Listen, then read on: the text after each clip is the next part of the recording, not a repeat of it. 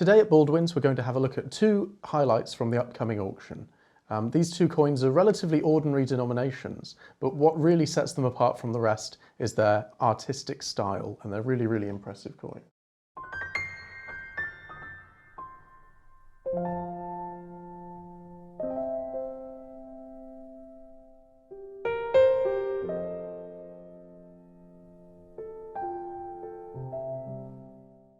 The auction is going to be on July the 12th, on the Tuesday. We've got over 500 lots, we've got a good array of coins, mainly ancient, British and world coins. But it's shaping up to be a good sale. Yeah, we've got two fantastic coins here. The first one is a gold stater of Alexander the Great.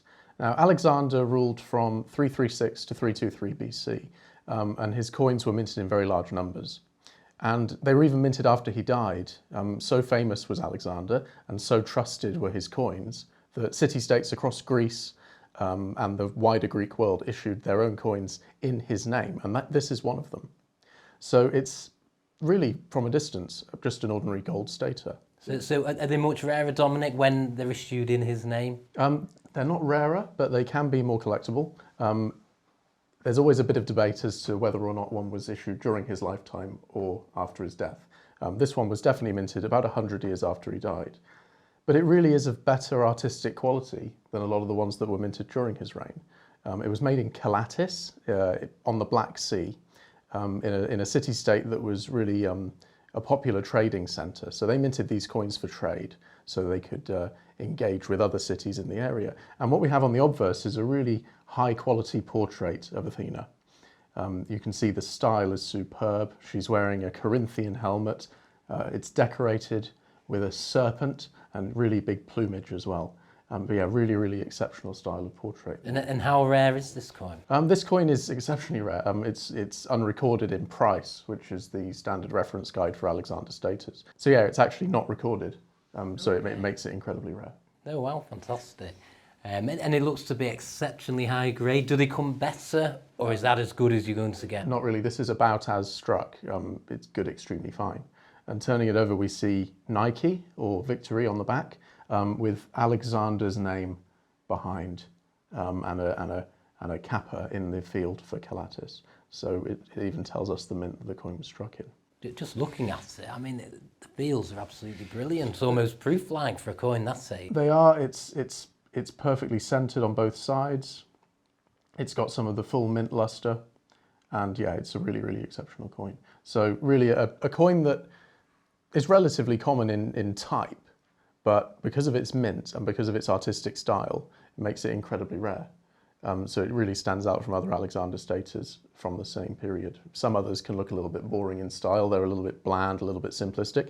This is clearly the work of a master die engraver. Yeah, no, it is impressive.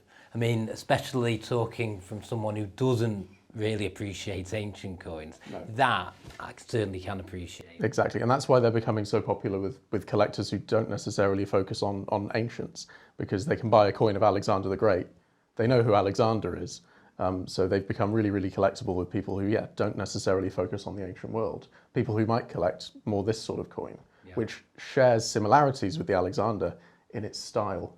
Moving on to the 5 guinea piece. This is William III, 1701, and it's a fine work 5 guinea. Why does that differ from other 5 guineas of the period? Because 5 guinea pieces were made all the way back to the reign of Charles II, weren't they?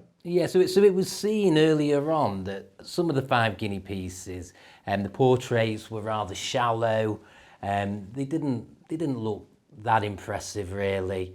When we got to the reign of William III, certainly 1698, 99 5 guineas, they're very flat. Even mint state ones don't look fantastic. So towards the end of the 1600s, Sir Isaac Newton, who was at the Royal Mint, he became master of the mint. With his scientific background, it's deemed to be believed that he wanted to change the minting process and give it a more sort of lifelike 3-dimensional strike. And hence, in 1701, we have the fine work 5 guineas. They also did the 2 guinea and the 1 guinea, which were the highest denomination at the time. As you can see, the strike is phenomenal, all the details there. Can you see, Dominic? Yeah, so they were trying to show off the quality of minting, essentially, using more modern technology Yes, that's to produce portraits that were superior to the previous ones. definitely. If anything, they were almost going back in time to have three-dimensional portraits like this ancient coin, which they succeeded. I mean, as you can see, the detail on here is phenomenal. It looks metallic, all the details there. It's very high relief.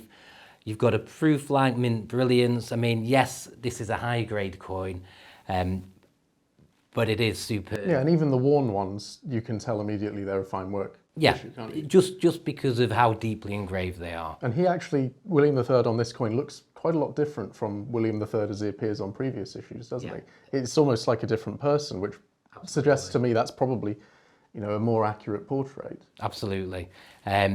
It's just meant to be more lifelike, which I think they've captured him very well, really. This is a high-grade 5 Guinea, mint state 61. It's a slightly rarer variety, the plain scepters.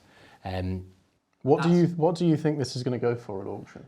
Well, its estimate is 35 to 45,000.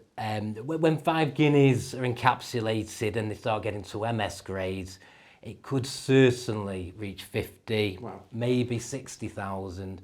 It's a top-notch coin. It is superb. It's certainly one of the highlights of the upcoming auction.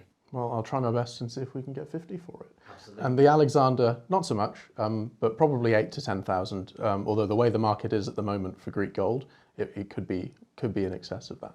So when it comes down to the day, Dominic, and your auctioneering, just keep these lots open a bit longer. Let's get some competitive bidding. We look forward to seeing you all online or in the room on the 12th of July. See you then.